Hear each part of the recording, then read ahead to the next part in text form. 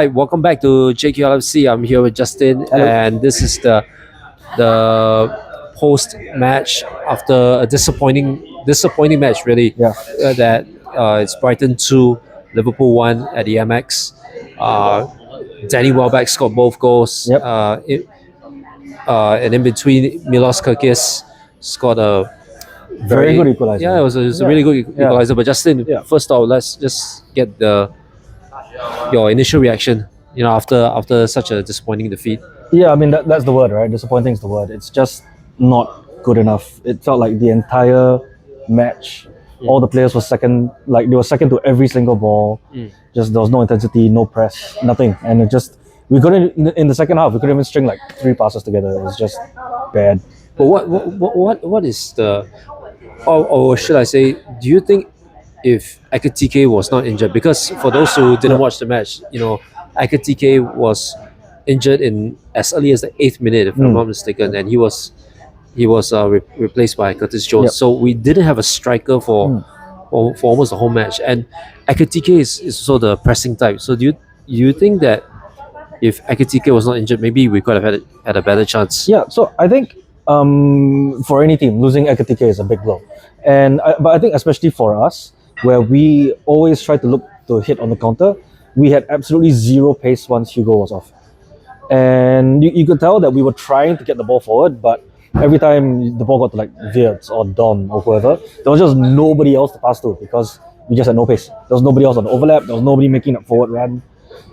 And yeah, So yeah, and you can tell the difference between the first and yeah, the second half. And it's funny because the first half, right? The first half, we were pressing. yes, Like when we got the equalizer, we were pressing. So yes, we got behind in the 14th minute. It was a very silly goal to concede. yeah, Then Kirkis equalized and we started pressing. yeah. So like, why couldn't we do that in the second half when we were behind again?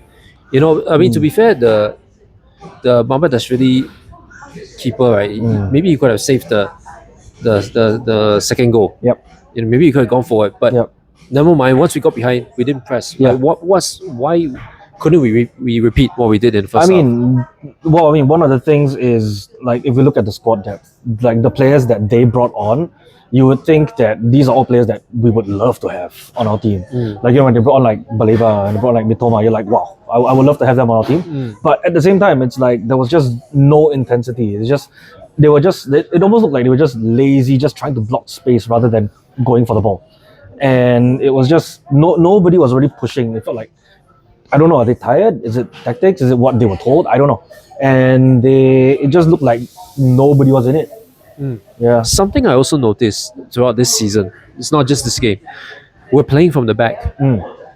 This is, at least in the last decade, this is so unlike Liverpool. This is not the Liverpool way, or at least, Klopp, you would not expect Klopp to get Liverpool to play from the back, but yet Arne Slot is getting us to play from the back, and it's working against us. Yep.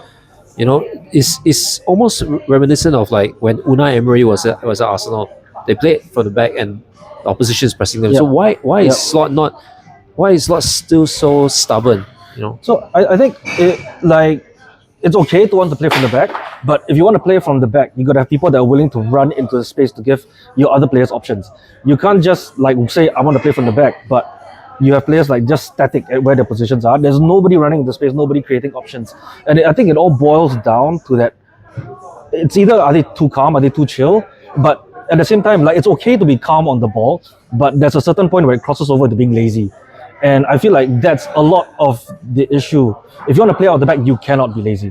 If you want to play out from the back, you have to be willing to run somewhere else that your keeper or your centre back or your left back, right back, whoever has the ball, has to have that option to pass to you. And that's the issue that we're seeing. There is nobody that is making that run into that space to create the option to be passed to. That's why we lost the ball every single time.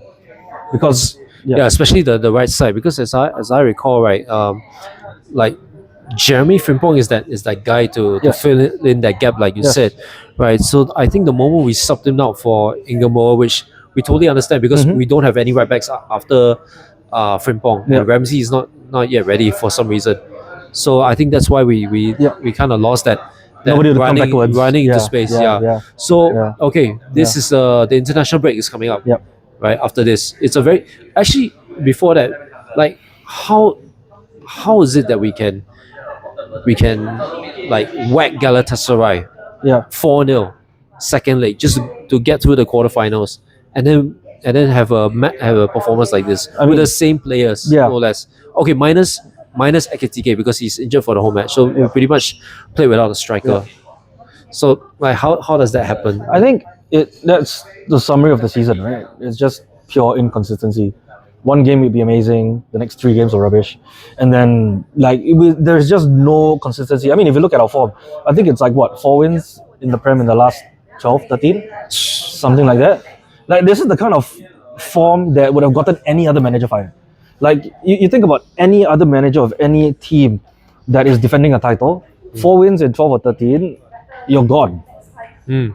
And I think it all boils down to the mentality because like under Klopp, right? If we go back to being under Klopp, like forget losing the ball, even not winning your one-on-ones, Klopp will be yelling like crazy. We've seen that like a million times. Yeah. Like, Klopp is just on We the sideline just definitely- going yeah, nuts. we have seen that. Just because we don't win the battle, just because like there's a ball coming in and we don't win the first ball, and we don't win the second ball, and Klopp is going nuts. Mm. And I mean, when was the last time you saw Slot going nuts on the touchline? Probably when Nunes was Yeah, right? You thought, Yeah, you when- thought, yeah, you thought yeah. that Nunes was foul, but then Yeah, actually it was that's other the way only around. one I can think of, right? Which says a lot because that was last season. Yeah. So it's yeah, Yeah. yeah. We smile now, but we're smiling out of like embarrassment, out Yeah, of frustration. It's all through the pain. But okay, I'll share this with you because if you follow my channel, you know that I said I'm on a slot in until the end of the season. Mhm. Once the season's over, get the hell out. But at least go out with a trophy. Mhm. Two things: will you give him until the end of the season? And realistically, what trophy can we go for? I don't like to be someone that says a manager should go, but like I said, this is the kind of form that would have seen any manager gone by now, like long gone by now. And I think definitely we need a change. Whether changing right now is the right decision, I don't know. I mean, it kind of depends on what we're going for, because any change that comes in will disrupt whatever system that we have. It's gonna be wholesale changes, right? Like even in the FA Cup, our next game's against City. I don't see us winning that game. Our next 2 legs in the Champions League, it's against The defending, PSG. yeah, the defending. I don't Champions see League us winners. winning those games either.